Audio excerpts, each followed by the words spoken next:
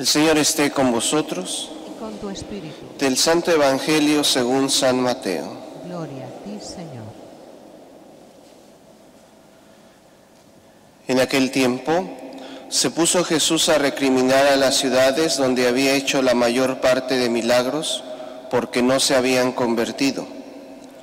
¡Ay de ti, Corosaín! ¡Ay de ti, Betsaida!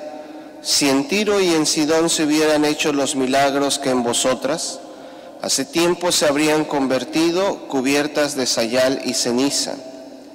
Pues os digo que el día del juicio les será más llevadero a Tiro y a Sidón que a vosotras. ¿Y tú, Cafarnaúm, piensas escalar el cielo? Bajarás al abismo, porque si en Sodoma se hubieran hecho los milagros que en ti, habría durado hasta hoy. Pues os digo que el día del juicio les será más llevadero a Sodoma que a ti. Palabra del Señor. Gloria a ti, Señor Jesús.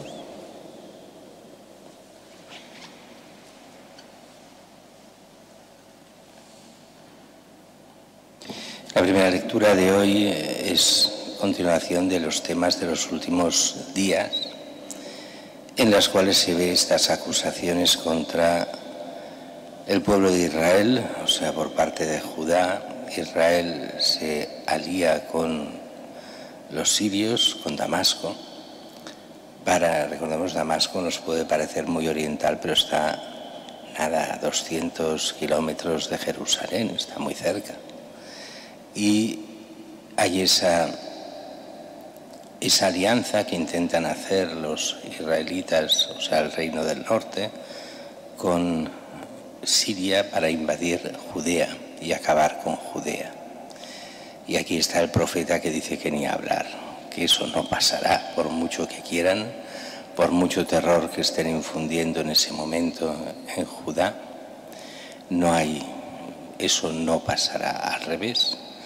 Que precisamente porque Samaria está dejando la fe y se está pasando a los ídolos, le quedan 65 años. Después desaparecerá Israel, y así pasó, desapareció el reino del norte para quedar solo Judea algún siglo más, hasta el desastre que todos conocen de cuando fueron invadido Judea y por Nabucodonosor y enviados al exilio, acabando durante 70 años en este exilio que desaparece absolutamente todo el mundo judío. Solo quedarán allí en Babilonia, hasta esperando la vuelta, aunque muchos perderán la fe y serán pocos ese pequeño resto de Israel que quedará. Que eso también es enseñanza para todas las generaciones, también para la nuestra, porque pasa cosas parecidas, con la única diferencia que Dios nos promete estar con nosotros todos los días hasta el fin del mundo. Pero la historia nos demuestra que cuando se pierde la fe se desaparece. Recordemos las diócesis más importantes del mundo en el siglo V, VI, IV, V y VI, era el norte de África. ¿Y qué ha quedado allí? Nada. Algunas comunidades pequeñísimas y algo más por los coptos y los etíopes, pero fuera de eso prácticamente desaparecieron. Toda aquella grandísima iglesia donde el patriarca era San Agustín, con cientos de diócesis, con más diócesis de las que había en toda Europa en aquella época, y no ha quedado prácticamente piedra sobre piedra. Por eso el mantener la fe, que Dios nos la garantiza, pero no la garantiza aquí, sino la garantiza en el mundo, en la iglesia. Y el Evangelio es una queja, si os fijáis bien, de Jesús. Jesús ha ido predicando y la gente, claro que algunos sí que lo siguen, pero la mayoría no se han convertido. La gente pasa de lo que diga Jesús en aquellos tiempos como en los nuestros. Ay de ti, Corazaín, ay de ti, Betsaida, si se hubieran hecho los milagros que en ti. Y pone como ejemplo en este sentido a Tiro y Sidón. Tiro y Sidón eran ciudades fenicias antiquísimas. Estaban al norte, es lo que hoy es el Líbano prácticamente.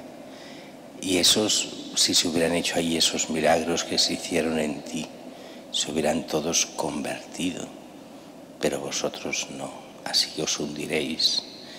Y entonces habla de Cafarnaúm. En Cafarnaúm recordemos que se han curado prácticamente todos los enfermos, se ha predicado muchísimo, se han resucitado muertos, se ha hecho de todo en Cafarnaúm, y así todo, la mayoría no cree en Cristo. Creen en aquel sentido de aprovecharse de Cristo para las curaciones, para las cosas, pero fe no hay. Y entonces viene esta especie de maldición, que es una profecía más que una maldición, sobre Cafarnaúm. Crees que subirás al cielo, te hundirás en el abismo. Y es lo que pasó durante siglos, prácticamente a partir del siglo V, VI, hasta inicios del siglo XX, Cafarnaúm desapareció.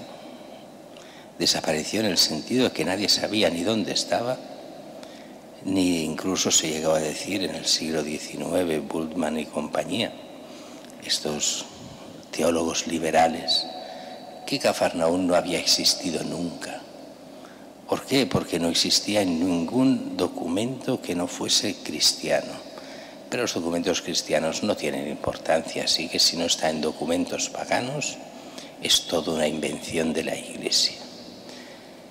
Y así lo creyeron algunos, hasta que en el pleno siglo XX los franciscanos de Tierra Santa redescubrieron Cafarnaúm y descubrieron lo que se puede ver hoy en día, que es desde la sinagoga, la segunda sinagoga, no la que aparece en el Evangelio, sino una posterior, pero se encuentra la casa de Pedro con todos los grafitis de los peregrinos que iban a visitar en los primeros siglos esa casa pequeña, donde era de Pedro y donde vivió también Jesús y donde estaba la suegra y todas estas historias. Esa ciudad no quedó nada, sepultada. Y es como una advertencia también de cara a nosotros, lo importante que es para cada uno mantener y transmitir la fe.